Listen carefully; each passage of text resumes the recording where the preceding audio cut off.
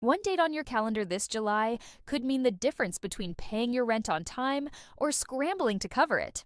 And if you don't know exactly where you fall in the Social Security payment schedule, you could be checking your bank account every single day for nothing. Millions of Americans are about to receive their July 2026 Social Security payments. But here's the part almost nobody explains clearly. Not everyone gets paid on the same day. Some people get their money in the first week of the month. Others wait almost until the end. And if you've ever wondered why your neighbor's deposit shows up a full week before yours, even though you're both collecting retirement benefits, you're about to find out exactly why. Welcome back to Prime Move Guide, the channel built for Americans who want straight answers about Social Security, Medicare, SSI, and SSDI without the confusing government language. If this is your first time here, go ahead and hit that subscribe button because we break down exactly what's happening with your benefits every single month in plain English with no fluff. Now let's get into it. Let's start with Michael. Michael is 67 years old, a retired firefighter living in Nevada. He spent nearly 3 decades pulling people out of burning buildings, and now he's settled into a quieter life, collecting his Social Security retirement benefits every month. Michael isn't on SSI. He isn't on SSDI. He's a standard retirement beneficiary. And that one detail matters more than most people realize, because it determines exactly when his July payment lands in his account. Here's what most people don't realize about the Social Security payment schedule. The Social Security Administration doesn't send everyone their check on the first of the month like an old pension plan. Instead, payments are spread out across the month based on 2 main factors: when you started receiving benefits and your date of birth. This system was put in place years ago to prevent the SSA systems from being overwhelmed by millions of payments processing at once and to make sure banks aren't flooded with deposits on a single day.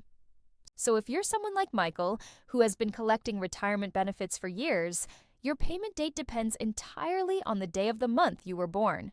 If you were born between the 1st and the 10th of any month, your payment typically arrives on the 2nd Wednesday of the month. If you were born between the 11th and the 20th, you're paid on the 3rd Wednesday. And if your birthday falls between the 21st and the 31st, your payment lands on the 4th Wednesday. Michael was born on the 14th, which means he's in that second group, and his July payment is scheduled for the 3rd Wednesday of the month. Now here's where things get interesting, and where a lot of confusion starts online. There's one important exception to this birthday rule, and it trips up more people than you'd expect. Let's bring in Donna. Donna is 71 years old, a former librarian living in North Carolina, and she receives Supplemental Security Income, commonly known as SSI. Donna's situation is completely different from Michael's, and if she didn't understand the difference, she might spend the first half of July anxiously refreshing her banking app for no reason. SSI payments don't follow the birthday rule at all. Instead, SSI recipients are typically paid on the 1st of the month. That's the rule the Social Security Administration has used for years, and it's one of the most consistent parts of the entire system. So while Michael is waiting until the 3rd Wednesday for his retirement deposit, Donna already had her July SSI payment land right at the start of the month. But here's the twist that catches so many SSI recipients off guard, and it's exactly the kind of hidden rule we want you walking away from this video knowing. When the 1st of the month falls on a weekend or a federal holiday, the Social Security Administration moves the payment earlier to the last business day before that date. This means SSI recipients sometimes receive what looks like their July payment before July even technically begins.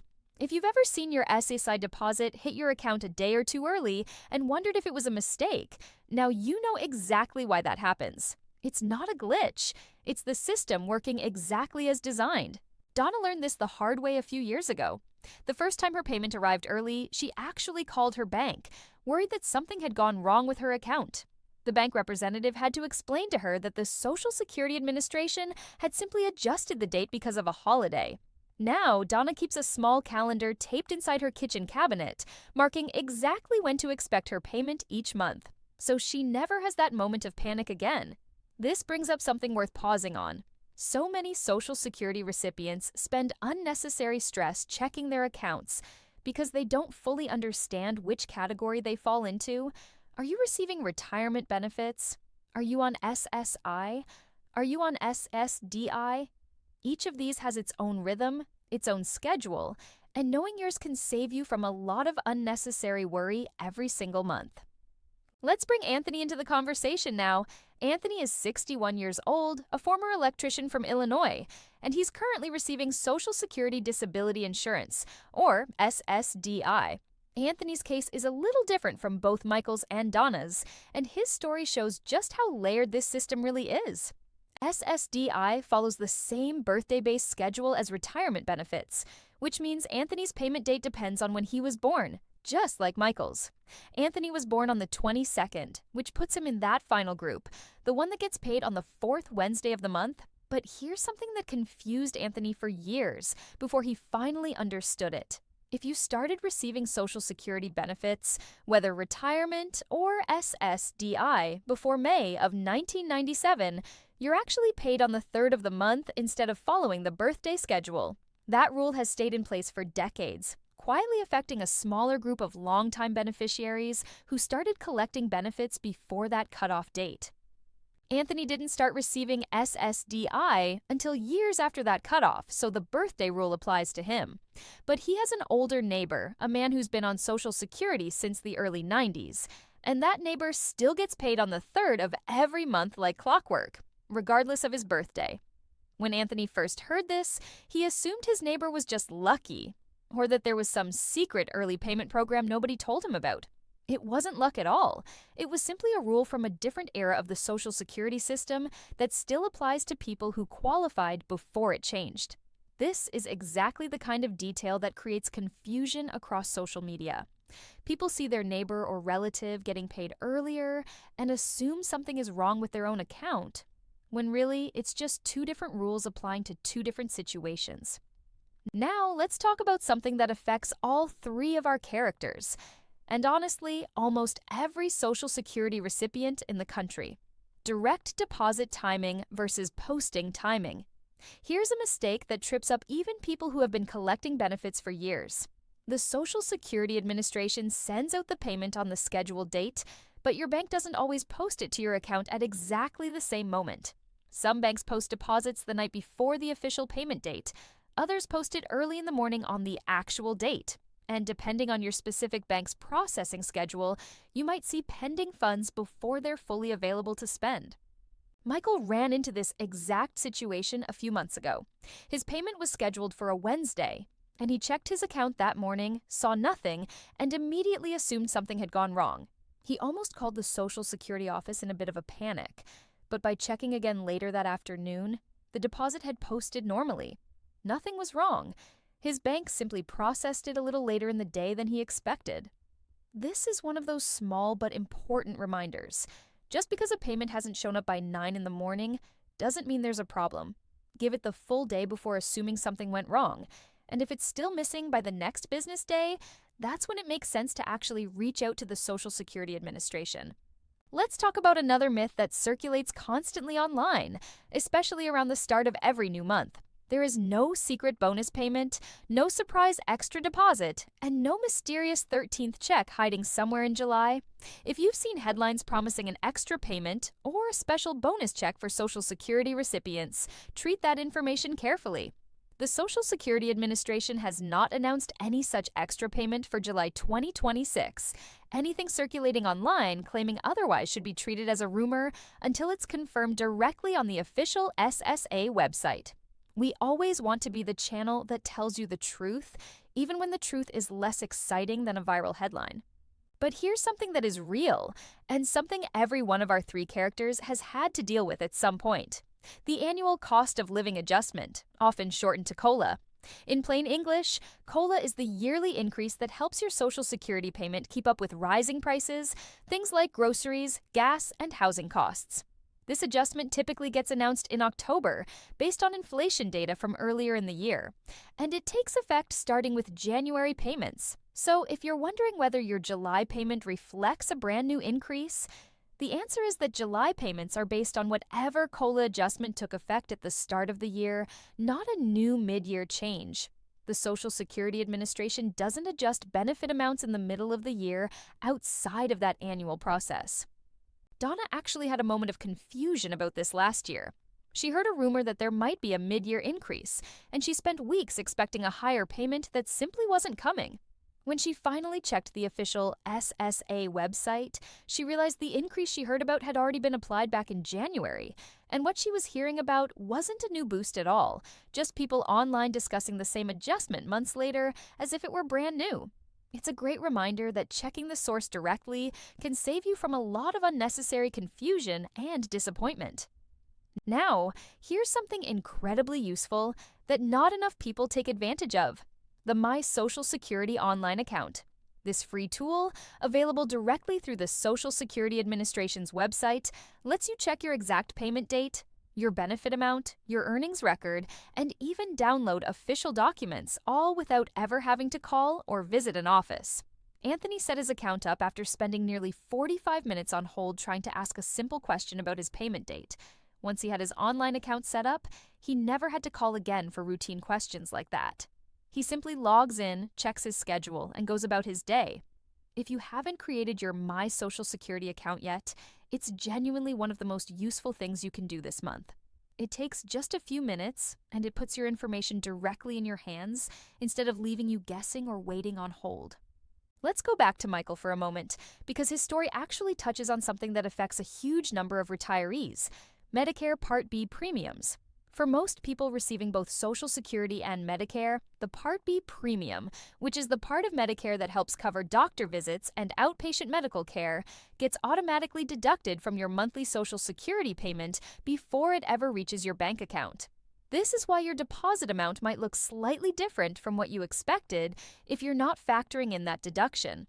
Michael noticed this the very first month he started receiving Medicare alongside his retirement benefits. His payment was smaller than he anticipated, and for a moment, he genuinely thought there had been some kind of mistake or reduction in his benefits. It wasn't a reduction at all. It was simply his Medicare Part B premium being deducted automatically, exactly as the system is designed to work. Once he understood that, the confusion disappeared completely. This is such a common moment of worry for new retirees, and it's exactly why we like to walk through these details slowly and clearly. A smaller than expected deposit doesn't automatically mean something has gone wrong. Sometimes it just means a standard deduction, like Medicare, has been applied. Let's shift back to Anthony for a moment, because his SSDI situation brings up another point worth understanding. People receiving SSDI sometimes worry about something called the trial work period, especially if they're considering going back to work in some capacity. In simple terms, this is a period that allows SSDI recipients to test their ability to work without immediately losing their benefits. Anthony hasn't gone through this himself yet, but he's been doing research because he's been offered some light consulting work in his old field. He's been careful to look into the actual rules directly through the Social Security Administration rather than relying on guesses from online forums, because this is exactly the kind of decision where getting accurate information matters enormously. This is a perfect example of something we want every viewer to take away from this video. Before you make any decision that could affect your benefits, whether it's about returning to work, moving to a new state, or anything else, always confirm the details directly with the Social Security Administration or through your official online account.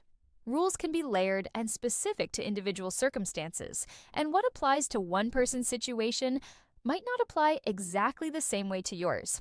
Now, let's talk about something simple but incredibly important heading into July: keeping your direct deposit and mailing information up to date. If you've recently changed banks, switched to a new account, or moved to a different address, this is the time to double-check that the Social Security Administration has your correct information. Donna actually ran into a frustrating situation a couple of years ago when she switched banks but forgot to update her direct deposit details with Social Security.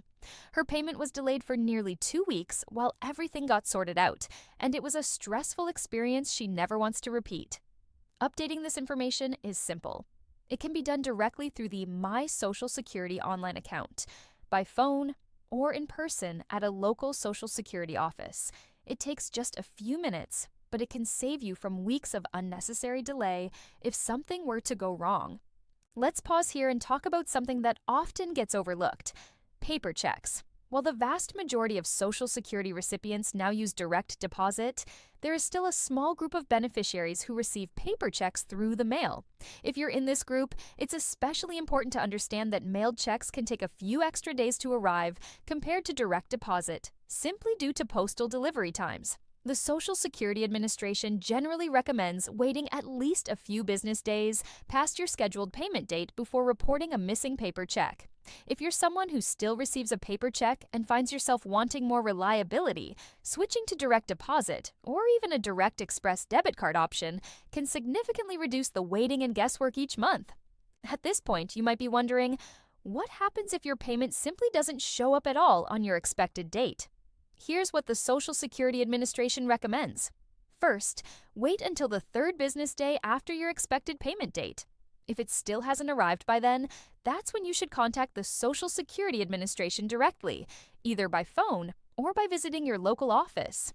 Acting too early can sometimes create unnecessary confusion, since processing delays of a single business day are not unusual and almost always resolve on their own. Let's bring all three of our characters together for a moment, because each of their stories represents a different piece of the larger puzzle. Michael represents the standard retirement schedule tied to his date of birth. Donna represents the SSI schedule tied to the first of the month with that important holiday exception. And Anthony represents SSDI, which follows the same birthday-based system as retirement benefits, along with that older exception for longtime beneficiaries who started before May of 1997. Understanding which category you fall into is honestly the single most important step in knowing exactly when to expect your July payment. Once you know your category, the rest becomes much simpler to predict, month after month, without the stress of guessing. Before we wrap up, let's talk briefly about planning ahead. Many financial advisors who specialize in working with retirees recommend treating your Social Security payment date like a fixed, predictable part of your monthly budget rather than something you have to actively track and worry about. Once you know your specific payment day, whether that's the first, the third, or one of the Wednesday groups based on your birthday, you can build your other bills and expenses around that date with much more confidence. Michael, for example, has started scheduling his rent payment 2 days after his Social Security deposit lands, giving himself a small buffer in case his bank takes a little extra time to process things. This kind of small planning adjustment might seem minor, but for so many retirees and disabled Americans living on a fixed income, that little bit of breathing room between when the money arrives and when the bills are due can make an enormous difference in reducing financial stress. There's another rule that often causes confusion, especially for newer beneficiaries, and it's worth addressing directly. Some people assume that if their payment date falls on a federal holiday, like the 4th of July, their payment will simply be skipped or significantly delayed. That's not accurate. If your scheduled Wednesday payment happens to land on a holiday, the Social Security Administration generally still processes it on schedule, unless there's a specific announcement stating otherwise. The earlier payment rule we discussed mainly applies to SSI's first-of-the-month schedule, not the birthday-based Wednesday system that Michael and Anthony rely on. As we head toward the end of this video, let's circle back one more time to each of our three friends. Michael is expecting his retirement payment on the third Wednesday of July, based on his birthday falling between the 11th and the 20th. Donna already received her SSI payment at the very start of the month, following the standard first-of-the-month rule. And Anthony is watching for his SSDI deposit on the 4th Wednesday, based on his birthday falling later in the month. 3 different people, 3 different schedules, all part of the same larger system. And now, hopefully, a system that makes a lot more sense than it did when this video started. Before you go, we'd genuinely love to hear from you. Have you already received your Social Security payment this month, or are you still waiting on your scheduled date? Drop a comment below and let us know which category you fall into, retirement, SSI, or SSDI, and whether your payment showed up exactly when you expected it to. If this video helped clear up some confusion for you, do us a favor and share it with a friend or family member who might be wondering about the same thing. And if you haven't already, go ahead and subscribe to Prime Move Guide, because we'll be back next month walking you through exactly what's happening with your benefits, in plain English, with no confusion and no guesswork. This video is intended for educational purposes only and should not be considered legal, financial, or official government advice. For the most accurate and up-to-date information about your benefits, always visit the official Social Security Administration website or speak directly with an SSA representative.